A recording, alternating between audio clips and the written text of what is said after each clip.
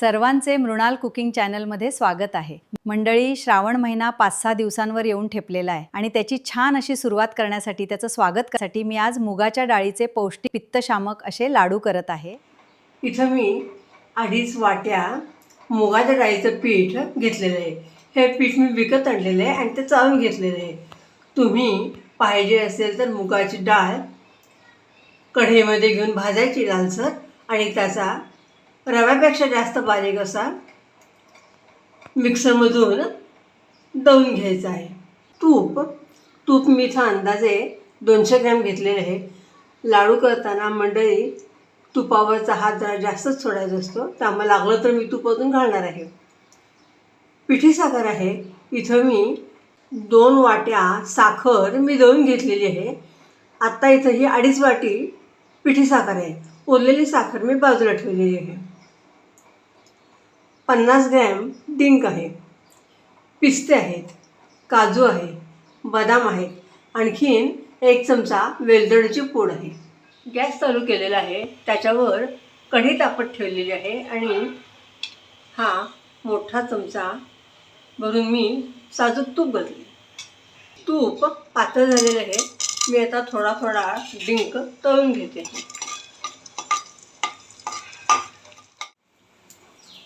आपला सर्व डिंक छान तळून झाला आहे गुलाबी रंगावर आणि तो छान फुलला पण आहे बघा। त्याच कढईमध्ये मी 2.5 वाट्या घेतलेलं मुगाच्या डाळीचं पीठ घालून घेते। आधी 2 मिनटं मी नुसतंच भाजणार आहे आणि नंतर मग थोडं थोडं तूप घालत जाणार आहे। मुगाच्या डाळीचं पीठ मंद आचेवरच भाजून घ्यायचं आहे। 1-1.5 मिनिट झालेलं आहे। मी आता याच्यामध्ये तूप घालून घेते।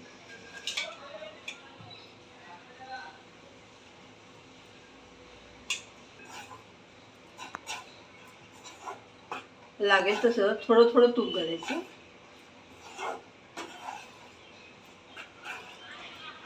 बेसनाचं पीठ आपण कसं भाजतो ना, आपण बेसनाचे लाडू करताना डाळीचं पीठ कसं मंद आचेवर थोडं थोडं तूप घालून भाजतो ना, तसंच हे पण भाजून घ्यायचं आहे।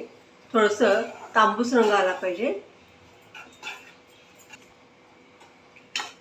पिठाचा रंग पण बदलला आहे आणि थोडा थोडा त्याचा सुगंध यायला लागलेला आहे।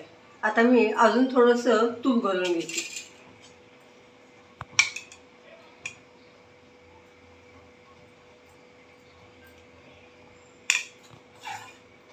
तुम्ही कमी तुपावर सुद्धा भाजून घेऊ शकता आणि नंतर लाडू वळताना जसं तूप लागेल तसं पण घालू शकता।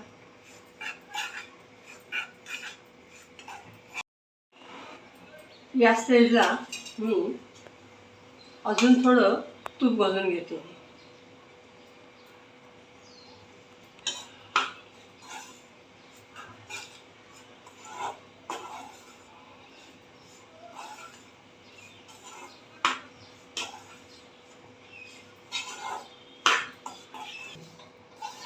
आमच्या या चॅनलवर हाईवाचे लाडू आहेत, डिंकाचे लाडू आहेत, रवा बेसन लाडू आहेत, नुसत्या बेसनाचे लाडू आहेत, ओट्सचे लाडू आहेत, अशा बऱ्याच प्रकारचे लाडू अपलोड केलेले आहेत।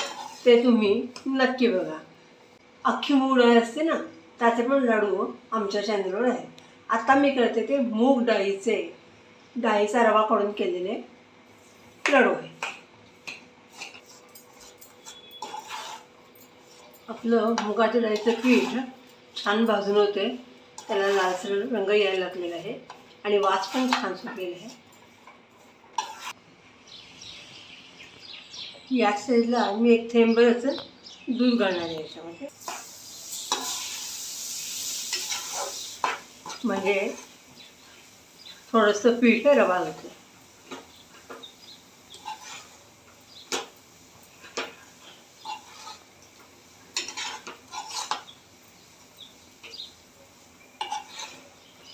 वास एवढा खमंग सुटलेला आहे।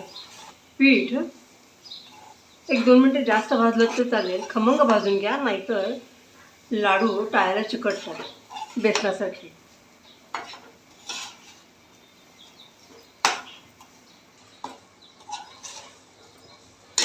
एक 2 मिनटं अजून मी भाजून घेणार आहे आणि मग गॅस बंद करणार आहे.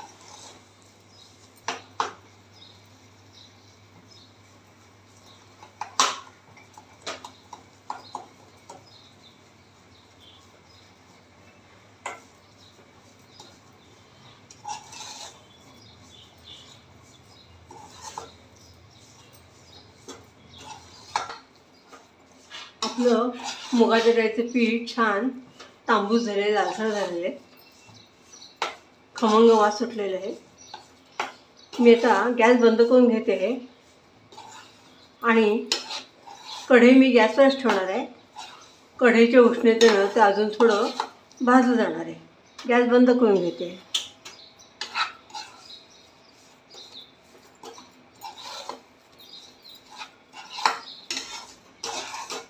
गॅस बंद केल्यावर सुद्धा मी हे असं थोडंसं परतून घेते, म्हणजे अजून थोडंसं ते भाजलं जातं. मुगाच्या डाळीचं भाजलेलं पीठ मी ताटात काढून घेते आणि ते थोडंसं कोमट होऊन द्यायचं.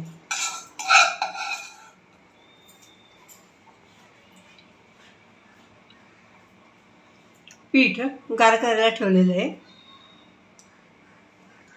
मी आपण जे काजू आणि बदाम घेतलेत ते मिक्सरमध्ये घालते आणि त्याची पूड करून घेते. तुम्ही हे तळून घेतलेत आणि नंतर पूड केली तरी पण चालेल. पूड करून झालेली आहे. तळून घेतलेले हे डिंक आहेत. आता हे एवढे कुरकुरीत झालेले आहेत. तुम्ही पाहिजे तर वाटीने पण ह्याचं असं क्रश करू शकता. कुरकुरीत झालं तर आवाज येते. पण असं जर क्रश करून घेतलं ना तर लाडू आपला प्लेन होत नाही, थोडासा ओबडधोबड होते. म्हणून मी मिक्सरमधून काढून घेणार आहे. तुम्हाला जे आवडतं त्याप्रमाणे करा. पिठी साखर केलेला मिक्सर आहे, त्यामुळे हे पांढरं दिसतं आहे. त्याच ह्याच्यामध्ये मी काजू बदामची पूड आणि डिंकाची पूड करून घेणार आहे. हे बघा, अशी ही भरड करून घेतलेली आहे. एकदम बारीक नाही केलेलं आहे, त्यामुळे ह्याचा क्रंच आपल्याला लाडू खाताना खूप छान येणार आहे.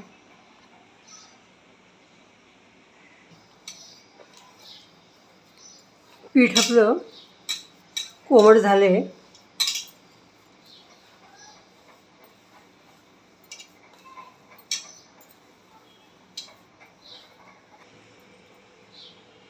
काजू बदाम पावडर घेतली. डिंक जो मी भरड करून घेतला आहे तो घालते आहे.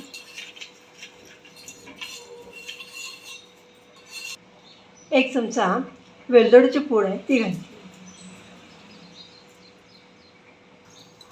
हे सगळं आधी मी एकजीव करून घेते आहे. आपलं मुगाच्या डाळीचं पीठ होतं 2.5 वाट्या. डिंक, काजू बदाम हे सगळं मी आपलं जवळजवळ 3 वाट्या पीठ होईल, मिश्रण होईल. आता ह्याच्यामध्ये मी जवळजवळ आधी 2 वाट्या पिठी साखर घालून घेते. अर्धी वाटी ठेवते मी. हे सगळं मी ते एकजीव करून घेते. पिठी साखर, मुगाच्या डाळीचं पीठ, काजू बदाम, डिंक आपलं सगळं मिश्रण लाडवाचं तयार झालेलं आहे. इथं एक सांगायचं राहिलं की पिठी साखर ही ताजीच करून घ्या. ती जर आधी करून ठेवली असेल ना तर त्यात गुठळ्या होतात. मग अशावेळी ती तुम्हाला चाळून घ्यावी लागेल. एक लाडू मी वळून पाहिला पण थोडा कोरडा होते, पटकन वळता येत नाही आहे. मी थोडंसं पातळ केलेलं तूप घालून घेते.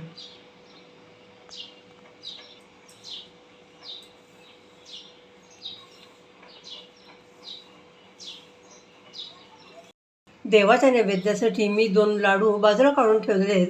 आणखीन या लाडवाच्या मिश्रणाची चव घेतलेली आहे. गोडीला एकदम परफेक्ट झालेलं आहे. छान गोड झालेलं आहे. त्यामुळं आपल्या 3 वाटी लाडवाच्या मिश्रणाला मी 2च वाट्या पिठी साखर घातलेली आहे. आता उरलेली पिठी साखर मी मुलांना पनीरवर तूप पिठी साखर किंवा अजून कुठल्या पदार्थात घालून संपवणार आहे.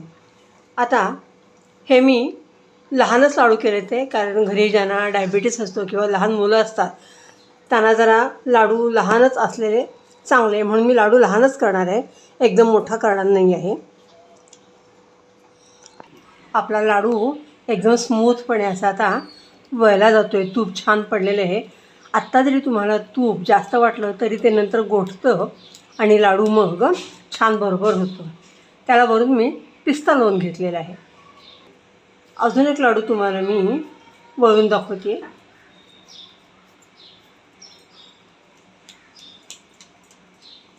आणि वळायला तर अजिबात त्रास होत नाही आहे, एकदम स्मूथ झालेलं आहे. तुम्हाला पिस्ते किती लावायचे ते तुम्ही लावू शकता किंवा तुम्ही ह्याच्यावर काजू लावू शकता. आज मी ह्याच्यामध्ये तेलबिया म्हणजे भोपळ्याच्या बिया, सूर्यफुलाच्या बिया काही घातलेल्या नाही आहे. एरवी मी ते पण ह्याच्यात घालत असते.